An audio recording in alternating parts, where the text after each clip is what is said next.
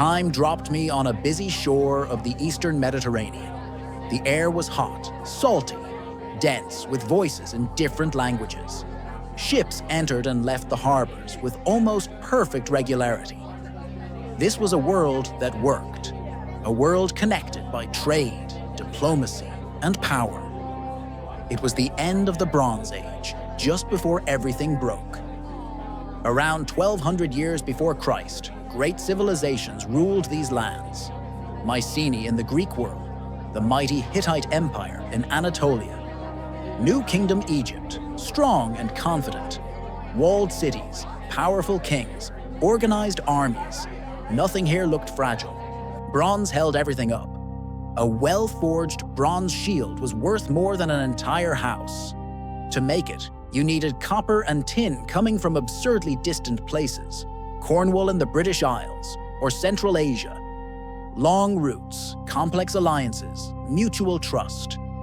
That civilization was a perfect web, efficient, but dangerously interdependent. I watched scribes recording tribute, merchants weighing metal, messengers crossing roads between kingdoms. The ancient world was more globalized than many imagine today. And precisely because of that, it was more vulnerable than it looked. There was prosperity, but also tension. Frequent wars, unstable harvests, populations growing beyond what the land could sustain. Everything worked, but at the limit, like an instrument tuned too tightly, one string away from snapping. In that moment, no one spoke of collapse. They spoke of order, power, and eternity. But history never destroys worlds all at once. It starts by quietly removing small certainties, one by one. I passed through cities where granaries were less full than they should be. I heard peasants complain about long droughts. Centuries later, oxygen isotope analysis in ancient tree rings would reveal years of severe climate instability. The land was beginning to fail in silence. In some regions, earthquakes had already brought down walls and palaces. Not one single huge disaster, but several tremors over decades. Each rebuilding drained treasuries and weakened trust in the future. Trade routes started breaking. Tin stopped arriving from Cornwall. Bronze became scarce. Without metal, there were not enough weapons. Without weapons, armies lost their power. The backbone of civilization began to bend and crack. Kingdoms dependent on tribute turned to squeezing their own exhausted populations. Internal rebellions flared up. Cities once loyal became unstable and unreliable. Order began to split from within. I watched leaders insist on the old answers. More taxes, more wars, more control. When systems go into crisis, they usually react with rigidity, not adaptation. They do not see that the game has changed. And then, while everyone stared inward at their own problems, something moved across the sea. Something that did not follow old rules. Something that did not want to negotiate. The Egyptians would call them the Sea Peoples, not because they came from a single place, but because they appeared over the maritime horizon as a collective enigma. Warriors, entire families, carts, ships. They were not just armies. They were armed migrations. They did not seek only plunder. They sought land. They sought survival. Something had pushed them out of their original homes. Hunger, war, internal collapse. Perhaps all of that at once. When you have nowhere to go back to, negotiation becomes impossible. Egyptian sources record strange names: Peliset, later known as the Philistines, Shurdan, Shekelesh, and others. Different groups, united by movement and necessity. There was no true diplomacy possible with those who no longer had a homeland to protect, only a future to chase. I saw coastal cities attacked without the courtesy of envoys. Ports burned, fortresses stormed. The shock was not only military, it was psychological. The predictable world that had existed for generations suddenly dissolved. These peoples did not respect old treaties. They did not recognize established kings. They were not playing the same game. That made them impossible to contain, using the old rules, old strategies, old diplomatic habits. When migration collides with a rigid system that cannot adapt, the system breaks. Not from weakness, but from an inability to transform. Mycenae fell. Its palaces were destroyed. Writing disappeared for centuries. Greece plunged into a long, dark age. An entire world simply stopped recording its own story. The Hittite Empire, a superpower of its age, collapsed completely. Its capital, Hattusa, was burned and abandoned. No direct successor ever took the empty throne. A power that had seemed eternal simply dissolved. Cities in the Levant, Ugarit, for example, sent desperate letters begging for help that never came. "My father, the enemy ships are here. Our cities burn. Where is your army?" The messages survived in baked clay. The writers did not. Egypt barely survived. Under Ramesses III, it managed to repel some invasions from land and sea. But it came out weakened, poorer, and never again recovered its old absolute influence over the region. What was happening was not a normal war between rival kingdoms. It was a total systemic collapse. Everything failed at once: climate, trade, politics, security, legitimacy.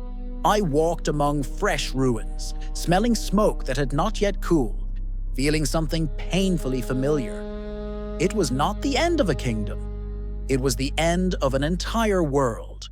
When Mycenae burned, Greeks fled inland to small mountain villages.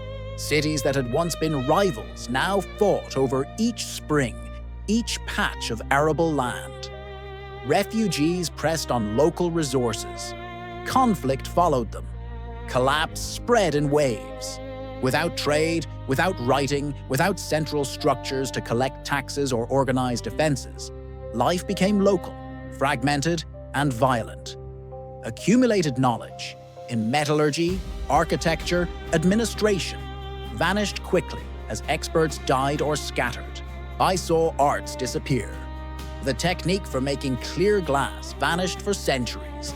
Regular cut stone buildings were abandoned. People relearned to live in wattle and daub houses. The world shrank. Complexity retreated.